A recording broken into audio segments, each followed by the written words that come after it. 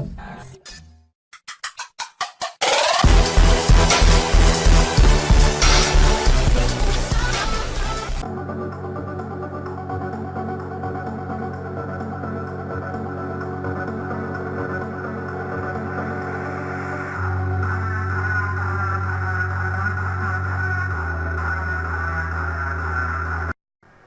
ljudi, ovdje Sergej Games and Tutorials. U ovom tutorialu ću vam pokazati kako da napravite kamion,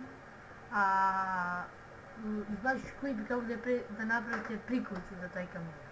Pa da počnemo. Kao prvo treba vam crvena vuna. Moj kamion će biti crvena i crna za točkove. Napravite jednu, onda ovdje napravite drugu. To vam je, stavimo.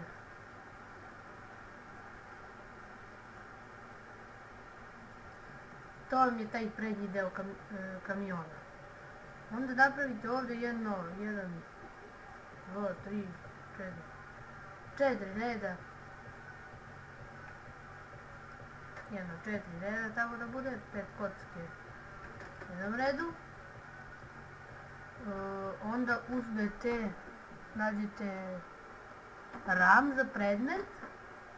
Ja ću uzeti suncokret za farove i tako da napraviti. Evo vidite, to je taj prednji deo kamiona. Onda uzmete staklo. Staklo stavite tu i tu.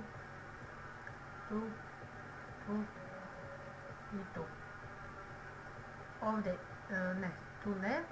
Ovdje izbušite. Tako, uzmete kvarc ploču, možete staviti tu, stavite tu, 3, s druge strane isto, 3 kvarc ploče i ovdje 1 kvarc ploča, ovako. Onda stavite kilometar sat, tako, ovdje stavite kilometar sat, vidite kako sad to izgleda, kao slovo u moje ime uvijek. Onda uzmete stepenik, bilo kakav stepenik, kakav vi hoćete, ja stepenik od Peščara, taj mi je naoči bio tu, stavite ga tu tako, to vam je sedište. Onda tražite nešto, na primjer nađete nešto na ovaj kilometar sat, evo sat, kao kilometar sat, samo će biti sat, stavite ga tu, vidite kako to je ispalo. Onda uzmete